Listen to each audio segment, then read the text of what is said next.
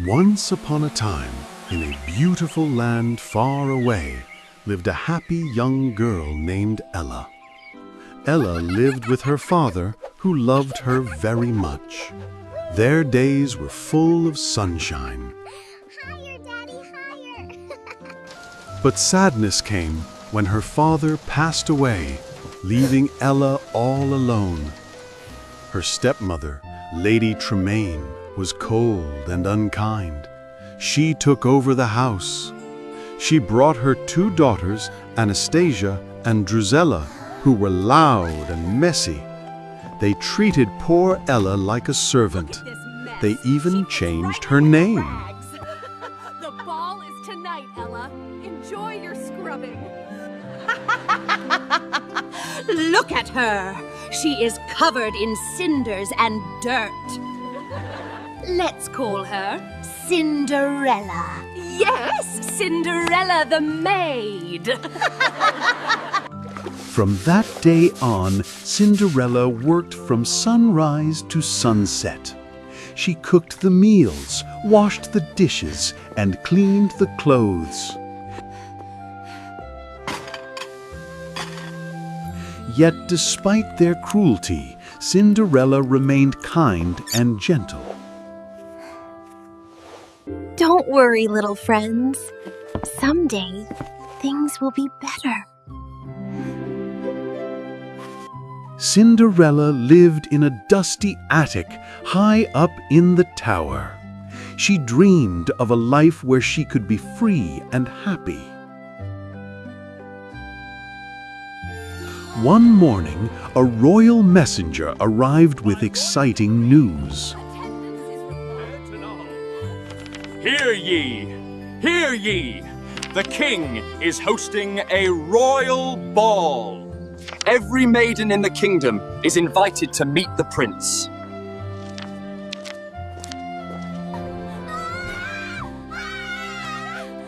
The prince. I will marry the prince and be a queen. No, he will choose me. I am much more beautiful. That means I can go too. The invitation says every maiden. You go to the ball? But you have nothing to wear, Cinderella. I can fix my mother's old dress. It will be beautiful. Cinderella worked fast. The mice and birds helped her sew. But her stepmother had a cruel plan to stop her. Girls, give Cinderella more chores. She must not finish that dress. Cinderella! Clean the windows! Wash the curtains! Cinderella! Scrub the terrace. Polish the silver. Poor Cinderella worked all day. She had no time for her dress. But her little friends had a surprise waiting in the attic. Oh! It's wonderful! Thank you, my friends! Cinderella put on her dress and ran downstairs to join the others. Please wait, I am ready and I can go to the ball. Wait a minute. That is my ribbon, thief!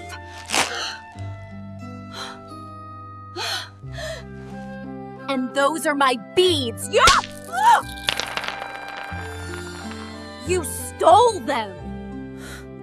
The jealous sisters tore Cinderella's beautiful dress to pieces. Come along, girls. We don't want to be late for the prince. They left Cinderella alone in the dark house, crying. Heartbroken, Cinderella ran into the garden and wept. no use. No use at all. I have nothing left. But then the air began to sparkle with magic. A kind, glowing woman appeared. It was her fairy godmother. Everything is going to be magnificent. Dry your tears, child. You can't go to the ball looking like that. But I have no carriage, and my dress is ruined. Nonsense. With a little magic, anything is possible, bibbidi-bobbidi-boo. The pumpkin began to grow and change shape. It turned into a magnificent golden carriage. Next, the mice were turned into 4 white horses, and the old horse became a fancy coachman.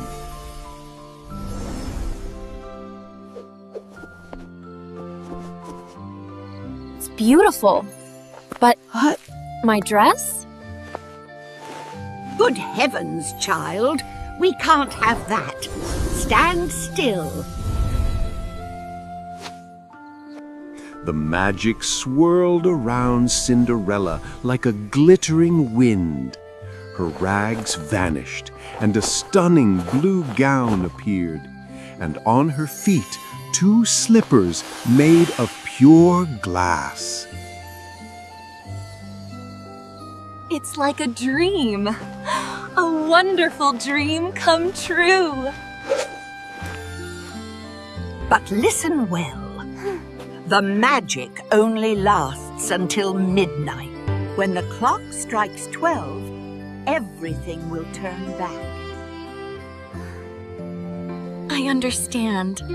I promise to be home by midnight. Cinderella waved goodbye and rode off to the castle. At the palace, the ball had already begun.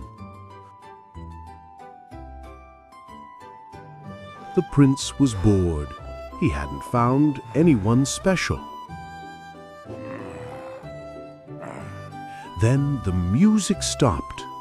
Everyone looked at the stairs. Cinderella stood there, shining like a star. Who is she? She is magnificent.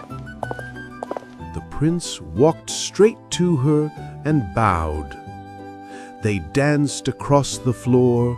It was magical. They swirled and twirled, eyes only for each other.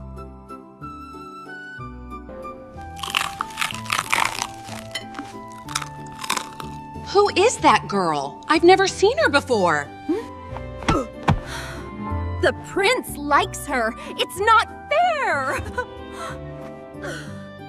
Cinderella and the prince talked and laughed all night. I feel like I have known you forever. And I feel happy. Truly happy.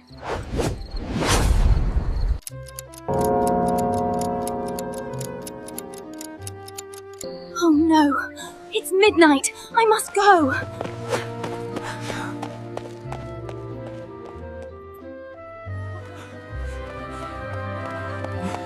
Wait! I don't even know your name! Cinderella ran as fast as she could down the stairs. In her haste, she lost one of her glass slippers. She didn't stop to get it. She jumped into her carriage. The carriage raced away just as the last bell rang.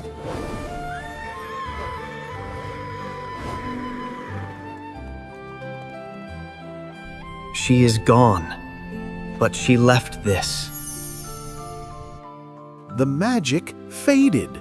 Cinderella was back in her rags, but she still had one glass slipper in her pocket.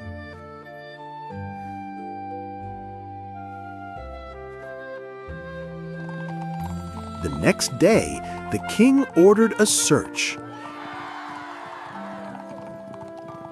Every maiden must try on the slipper. The prince will marry the one it fits. The Duke visited every single house, but the glass slipper fit absolutely no one.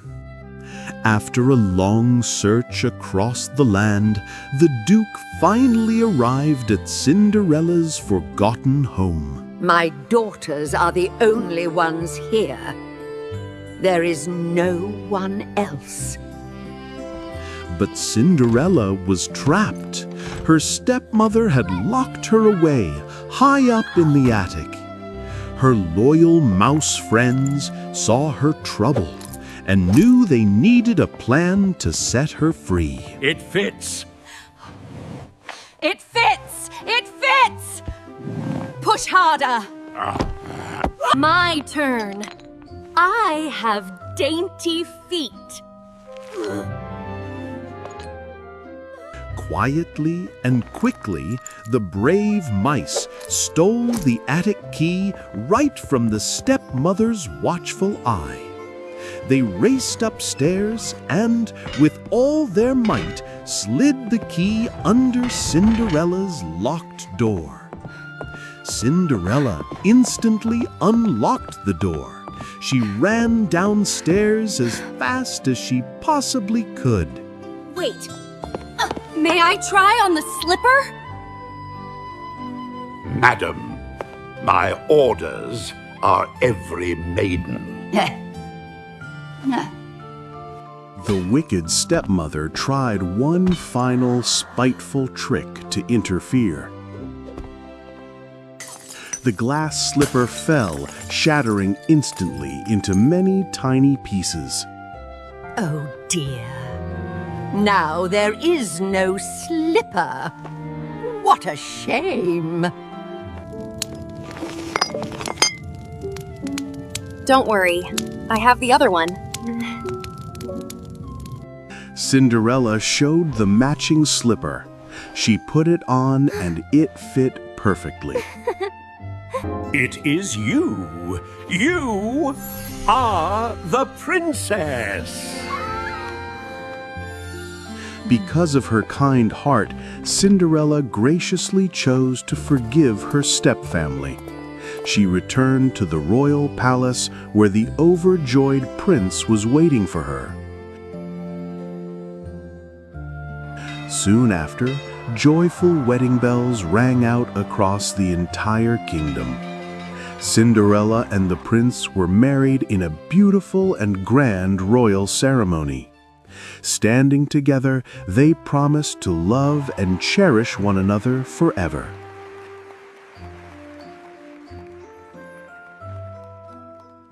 She looks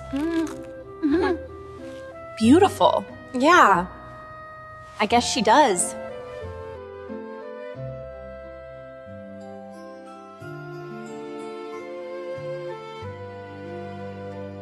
Even as queen, Cinderella remained kind and good in every way, always. They lived happily ever after in their castle together.